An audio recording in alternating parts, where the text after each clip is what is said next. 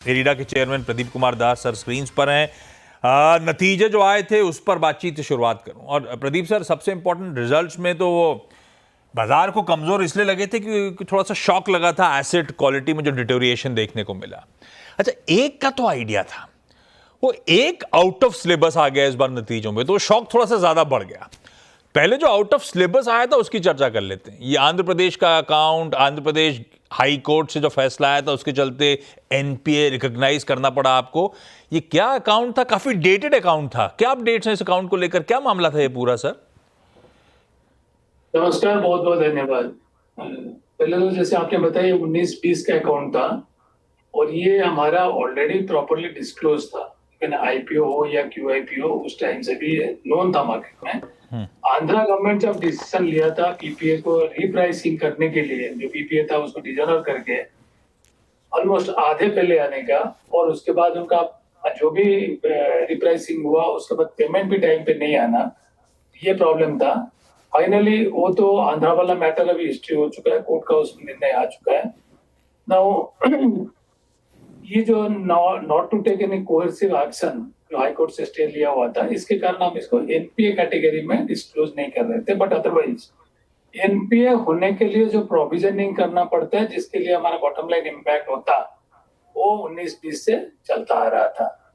इसीलिए इसका जो हमारा प्रोविजनिंग 363 करोड़ इस क्वार्टर में हम किए हैं, उसमें लार्जली अधिकतर वो जेंसल को लेके हुआ है। और ये जो वाला ग्रुप आंध्रा वाला पीपीए वाला, मोस्टली पीपीए आंध्रा प्रोजेक्ट का है, उसका प्रोविजनिंग पहले से था। और लगभग ये दोनों में आज के दिन में भी 60% तक का है।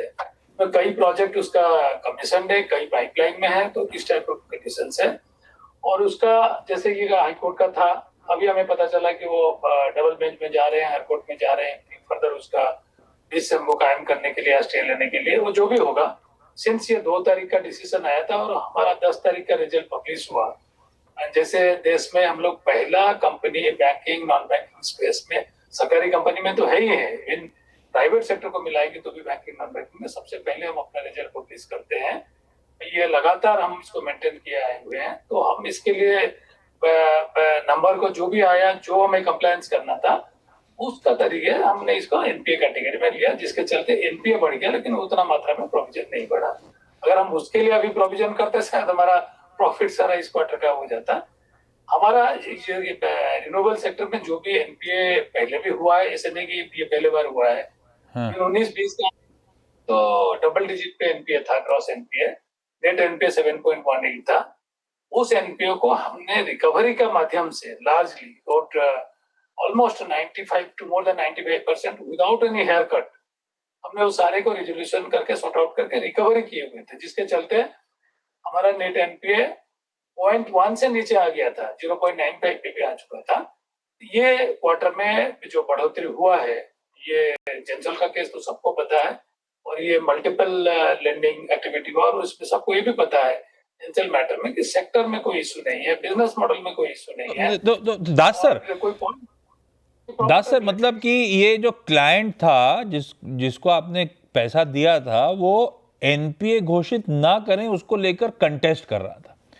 फाइनली आंध्र प्रदेश हाईकोर्ट का फैसला है, नहीं ये एनपीए डिक्लेयर करना है, तो आपने इसीलिए उसको एडजस्ट करा बुक्स में। 700-750 करोड़ रुपए का मामला था। कुछ ये पैसा फंसा क्यों? ये कुछ रिकवरी की गुंजाइश है? ये 700-750 करोड़ रुपए जो एडजस्ट करा है हमने, इसमें से कुछ आना है या एक्चुअली गया है पूरा? नहीं, पहले तो मैं बता दूं, लास्ट 38 साल में हम लोग एक 1.62 लाख करोड़ फाइनेंस किए हुए हैं। हाँ, 1 लाख करोड़ हमने फाइनेंस किए हुए हैं, और 38 साल में इरेडा का क्यूमुलेटिव राइट ऑफ मात्र 135 करोड़ है। तो इसीलिए हमारा एनपीए होना और राइट ऑफ होने में बहुत गैप रहता है। इसलिए आप देखेंगे जैसे 19-20 में भी जैसे हो गया था इतना, हमने कोई हेयर कट ना लेते हुए रिकवरी किए हुए थे। एनपीए होना एक short term kind of activity हो रहा है इसमें। तो इसमें रिकवरी की गुंजाइश है, ज्यादा घबराने की जरूरत है नहीं। अभी बुक्स पे दिख रहा है, होपफुली लार्जली रिकवर होने की पूरी गुंजाइश होगी।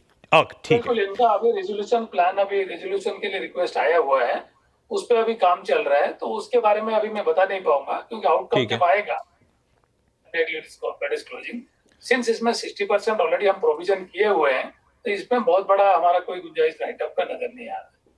अच्छा, दूसरा जो तो कोर्स मटेरियल का पार्ट था वो जेंसॉल था।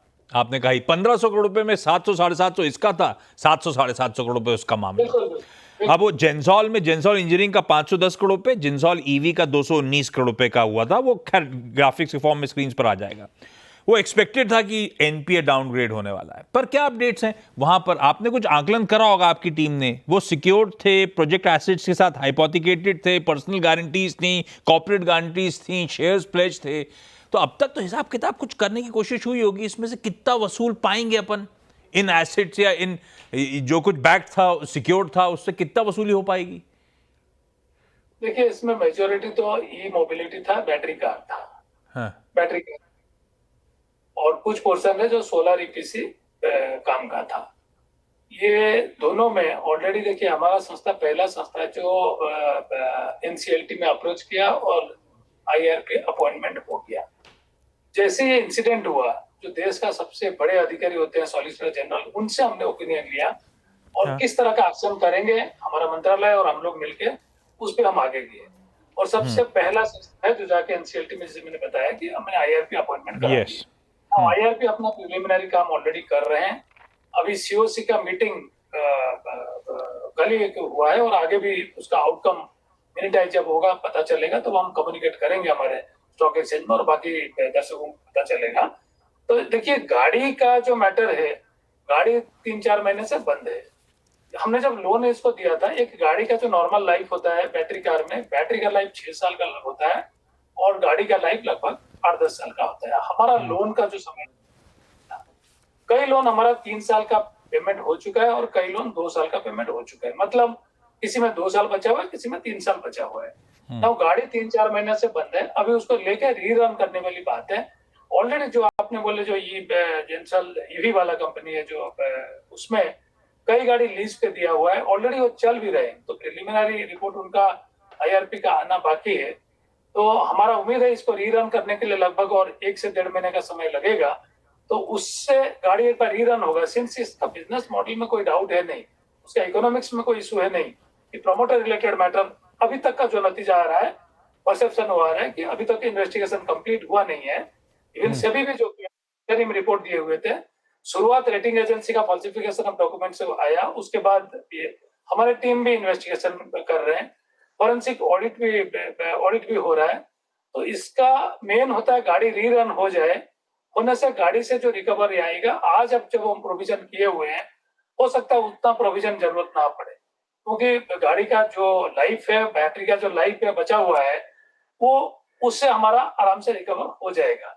क्योंकि ये अच्छा बिजनेस चल रहा था, ऑलमोस्ट 80-85% उनका प्री बुकिंग चल रहा था और काफी मार्केट में ये जब शुरू हुआ था ई मोबिलिटी में, एक सेक्टर में शुरुआत में काफी अच्छा साबित हुआ था।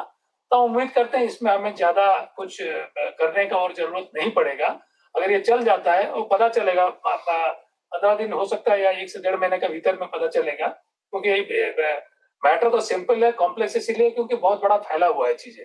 जो आईआरपी अपॉइंटमेंट हुए वो अपना रिसोर्स लगा के सब कर रहे हैं। गाड़ी, चार्जिंग स्टेशन और पूरा उनका app, IT based application plus account सारे फ्रीज हो चुके थे।